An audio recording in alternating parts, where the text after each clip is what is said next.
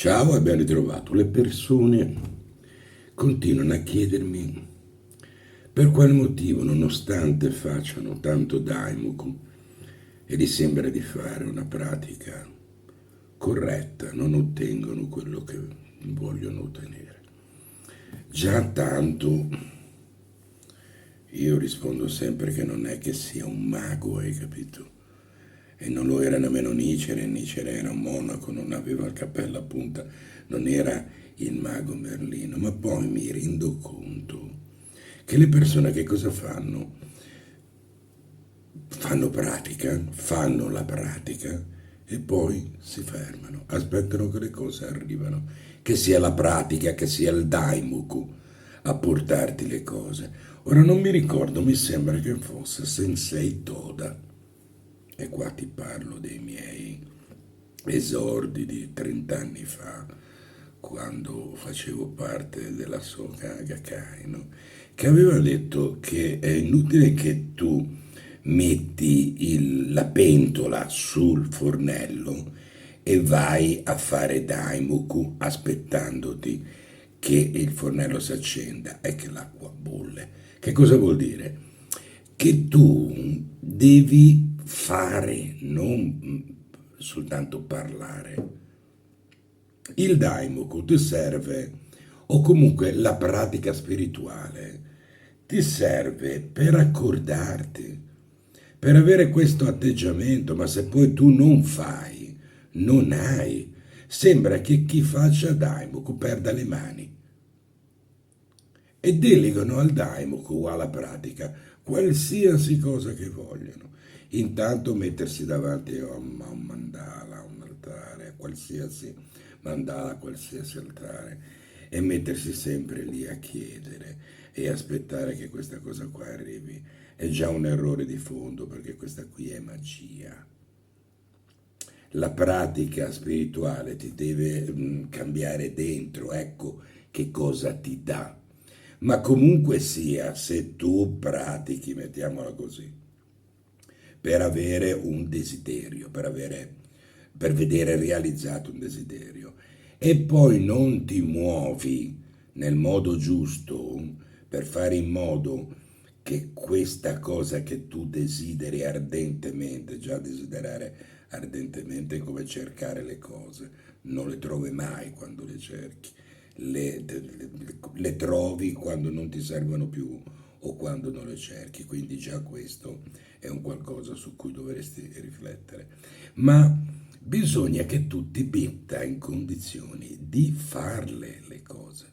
Le mani ce l'hai, non devi sentirti il più grande, il più fortunato perché hai trovato un qualcosa che appena tu lo fai, poi questo ti dà. Basta con questa cazzata del daimoku che realizza tutti i desideri. Sei tu che realizzi i desideri quando sei accordato con il daimoku. Il daimoku accorda a te, ma tu devi essere accordato con la vita. Se tu sei accordato dal daimoku, allora sei anche accordato con la vita. E se sei accordato con la vita, non c'è nemmeno bisogno che tu le cose le chieda, perché le cose ti arrivano. Un musicista, un chitarrista, io sono chitarrista, cioè, deve accordare la chitarra, ma poi deve anche suonarla, perché se non la suona, e la chitarra, anche se è uno strumento infinitamente bello, non suona. Io non so se questa cosa sia, non lo so, io la trovo davvero normale, però spesso mi accorgo che, ad esempio, ricevo mail di gente che mi dice ho incontrato il buddismo e sono entrato nella Soka Gakkai, poi mi sono reso conto che lì non ci stavo bene, che le cose erano diverse da quelle che volevo e via discorrendo. Il punto è che bisogna vedere se hai incontrato il buddismo, perché il buddismo, quando lo incontri, ti rivoluziona da dentro, perché il buddismo ha davvero la potenza, la forza di modificare il tuo modo di vedere le cose, di modificare il tuo modo di vivere, i tuoi desideri, che cosa realmente è importante per te. Per tutto il resto hai le mani, quindi smettila di andare davanti all'altare, metterti lì, praticare e poi aspettare. L'ho già detta questa cosa. Questi sono i cristiani, è il cristianesimo che funziona così, non è il buddismo. Se tu vuoi praticare il buddismo, come fai ad esempio a renderti conto se quello che tu hai praticato o stai praticando è buddismo? Se la tua vita scorre più leggera, se nella tua vita riesci a scorgere la parte rosa, i problemi ce l'hanno tutti, la vita è così. Meno male che ci sono i problemi, perché se non ci fossero i problemi non si crescerebbe. Meno male che ci sono i dubbi, perché con i dubbi ci sono le domande. E se ci sono le domande, ci sono le risposte. Quindi tanta gente, tante persone, tanti pseudo praticanti, eh, gli hanno fatto in modo di pensare, no? Gli hanno inculcato nella testa che il dubbio sia la cosa più brutta che possano avere, perché tutto non avviene se tu hai i dubbi. È una follia, perché il dubbio nella ricerca spirituale è fondamentale, perché nel dubbio tu ti chiedi, e se ti chiedi fai, e se ti chiedi hai, perché hai le risposte, tu hai bisogno, perché il ricercatore spirituale? Quando vai per funghi, vai nel bosco, non vai al mercato. Se ti piacciono i funghi e vai al mercato, trovi anche lì i funghi, ma lì li compri e non è andare per funghi, è andare al mercato a comprare i funghi, capisci la differenza? La tua pratica non ti deve dare, sei tu che devi trovare il modo di avere, di cambiare e di fare. La pratica ti deve dare quella condizione psicologica ideale per ottenerle poi le cose. Perché altrimenti sarebbe alchimia, altrimenti sarebbe magia. Tanti dicono, basta, sono stanco con questa cosa qua, di sentire paragonato il Daimoku alla formula magica, ma poi lo usano così. Ma non sono soltanto coloro che fanno Daimoku che hanno questo genere di pensieri. È una tendenza che c'è fra i ricercatori, chiamiamoli così, fra virgolette, ricercatori spirituali, perché poi i ricercatori spirituali non lo sono, perché la ricerca spirituale è un travaglio, perché tanto devi imparare a metterti da parte. Se non impari a metterti da parte, non trovi nulla. Una delle prime cose che abbiamo imparato io e Laura, mia moglie, quando ci siamo trasferiti in campagna, che tu puoi avere il desiderio di fare qualsiasi cosa, tu puoi avere il desiderio di avere un bell'orto, una bella cosa, ma se non vai nell'orto, prepari la terra, semini, concimi, curi, tu non hai nulla. Tu puoi farti nella testa tutti i tuoi bei programmi, poi magari alle 9 di mattina ti alzi, c'è brutto tempo e non fai niente. La vita non va manipolata, la vita va vissuta.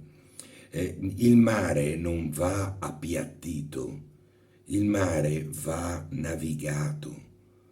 Di conseguenza cambia proprio questo istinto che ti porta a non avere nulla, che ti porterà a perdere anche quello che hai. E questo è importante che tu lo capisca, perché altrimenti quello che tu stai facendo è una perdita di tempo. Molti mi dicono che questa serie di video adesso o i podcast prima l'hanno aiutato a cambiare veramente la propria vita. No? Io di questo ne sono veramente contento, ma quello che ti sto dicendo io è la normalità, non sto dicendo, non sono né un profeta, nemmeno un maestro, ti sto dicendo soltanto quello che ho vissuto innanzitutto sulla mia pelle, perché riesco a parlare e a parlarti soltanto di quello che ho vissuto. Ecco perché i miei libri hanno la fortuna di andare piuttosto bene. Ecco perché hanno la fortuna di essere stati tradotti in varie lingue, perché sono spremute di realtà, è una condivisione, è un raccontare ciò che io come essere umano ho vissuto attraverso questo. Il mio libro, La nostra vita nel Sutra del Loto, ha proprio questo scopo. Molti considerano questo libro qua, questo mio libro, La nostra vita nel Sutra del Loto, un qualcosa di... In realtà, io ovviamente ringrazio, ma in realtà è soltanto un metterti davanti quello che è la vita realmente e come il Sutra del Loto, come gli insegnamenti del Sutra del Loto riescano a cambiare la tua vita, riescano a modificare la tua vita e cambiando la tua vita cambia tutto il paesaggio della tua vita. E tanti desideri che avevi quando hai cominciato a predicare li perdi perché poi capisci che il bello è vedere la persona che ami o le persone che ami che sorridono, che stanno bene.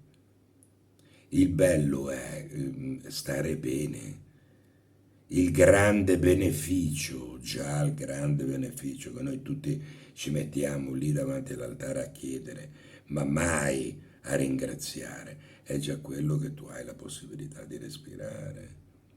Perché quando stai male ti rendi conto, quando sei stato male, ti rendi conto che poi lo stare bene non è così scontato. Quindi fai molta attenzione a tutto questo.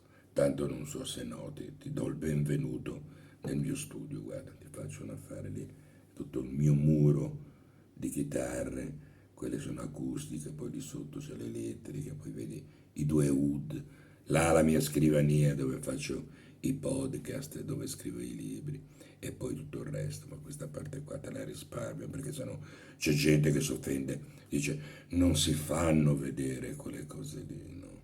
Non si dicono quelle cose lì, no, non si fanno vedere. Ciao, un abbraccio, mi raccomando. Ah, e per chi va in ferie, buone ferie, divertitevi, rilassatevi, godetevi la vita, fatevi dei regali, guardate dei tramonti. I tramonti sono sempre gli stessi, cosa li rende diversi è come stai tu dentro. Sei tu che governi tutto questo. Se vai in ferie, buone ferie, un bacio a tutti e ciao.